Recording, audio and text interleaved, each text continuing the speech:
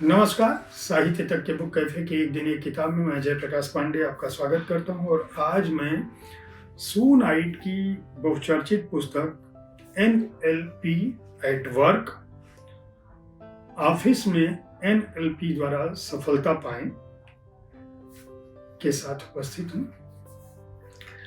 NLP आप सोच रहे होंगे कि क्या है, तो ये है न्यूरो लिंग्विस्टिक प्रोग्रामिंग। इसके पुस्तक के वाक्य पर एक आवरण पर लिखा हुआ वाक्य है, the difference that makes a difference, वह अंतर जिससे फर्क पड़ता है। सू नाइट की यह पुस्तक पूरी दुनिया में चर्चित है, जो व्यक्ति के विकास के लिए आधुनिक दौर में खासकर व्यापार के क्षेत्र में, जीवन के क्षेत्र में, सफलता के क्षेत्र में एक पैटर्न को बढ़ावा देती है। वह यह बताती है कि अगर आप कार्यस्थल पर हो तो आपको किस तरह की तकनीक का, किस तरह के पैटर्न का इस्तेमाल करना चाहिए। यह पुस्तक सू नाइट ने अंग्रेजी में लिखी थी, जिसका अनुवाद श्वेता भट्ट ने किया है। सू नाइट जो है वह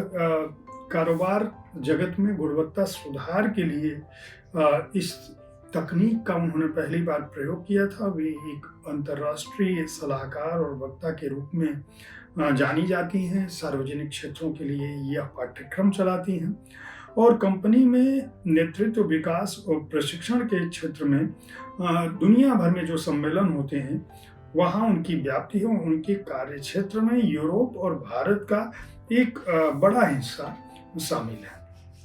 यह पुस्तक 520 पृष्ठों में इस बात को बताने की कोशिश करती है कि सामान्य तौर पर 25 साल पहले जब उनके जीवन में वह खुद सफलता की सीढ़ियां चढ़ रही थी, तो उनको यह नहीं पता था कि जो पैटर्न वह विकसित करने की कोशिश कर रही हैं, वह किसी दौर में पूरी दुनिया को एक दिशा दे देगी। उनका यह मानना था कि दुनिया भर में जितने भी विचार हैं और समुदायों का निर्माण है, वे सब एक दूसरे से जुड़े हुए हैं। सब यह मानते हैं कि वो इस धरती की यात्रा कर रहे हैं, लेकिन जो परिवर्तन उनके जीवन में आता है उसको वे समझ नहीं पाते कि उस परिवर्तन से कैसे तादात्म्य बिठाएं। जो दुनिया भर की यात्राएं की सू नाइट ने, उसके आधार पे उन्होंने लोगों को देखा और यह माना कि मैं जब अकेले रहती हूँ तो मैंने अपने जीवन को किस तरह से समझा।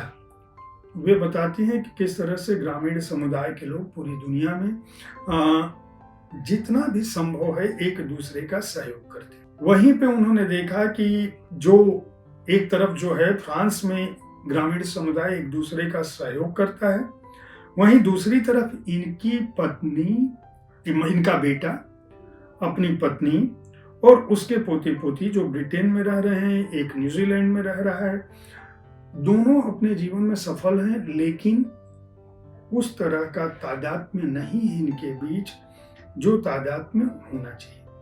आखिर क्या किया जाए कि व्यक्ति अपना समय सही ढंग से काटे, एक दूसरे से जुड़ सके। उनको लगा कि इसके लिए न्यूरो लिंग्विस्टिक्स प्रोग्रामिंग का प्रयोग किया जाना चाहिए और इसकी शिक्षा ने उन्हें जीवन की उन चुनौतियों से जूझने में मदद की जो किसी और व्यक्ति के जीवन को प्रभावित कर सकती है। अब एनएलपी क्या है, यहाँ से वह शुरू करती हैं। यह पुस्तक जो है 3 भागों में बटी हुई है। पहले भाग में वो बताती हैं एनएलपी क्या है इसके बारे में और एनएलपी के क्या तत्व हो सकते हैं, एनएलपी के साथ स्वयं को कैसे आप मॉडल करें, और तीसरे भाग में कहती हैं कि एनएलपी के साथ कैसे आप नेतृत्व करें। एनएलपी क्या है के बारे में वो 2 वाक्य आप समझ लीजिए। जो पहला पृष्ठ है इस पुस्तक का, कि आपकी मान्यताएं आपके विचार बन जाती हैं और आपके विचार आपके शब्द बन जाती हैं। आपके शब्द आपकी आदतें बन जाते हैं और आपकी आदतें आपके मूल्य बन जाते हैं और आपके मूल्य आपका भाग्य बन जाते हैं।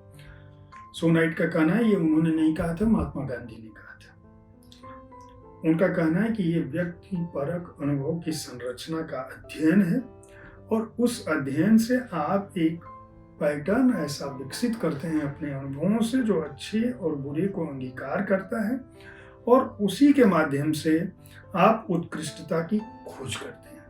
यहाँ पर वह अल्बर्ट आइंस्टाइन की इस बात को कहते हैं कि हर कोई प्रतिभाशाली होता है, लेकिन अगर आप किसी मछली को उसके पेड़ पर चढ़ने की क्षमता से आंकते हैं तो वह यह मानते हुए अपनी पूरी जिंदगी जिएगी कि वह मूर्ख है।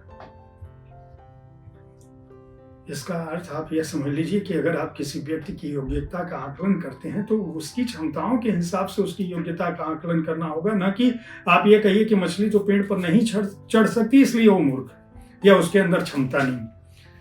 तो मछली नहीं चढ़ सकती इसका मतलब ये नहीं है कि वो मछली को कुछ भी नहीं आता, वो तैरना आता है या वो पानी में जिंदा रहती है, तो उसका कोई अर्थ नहीं है।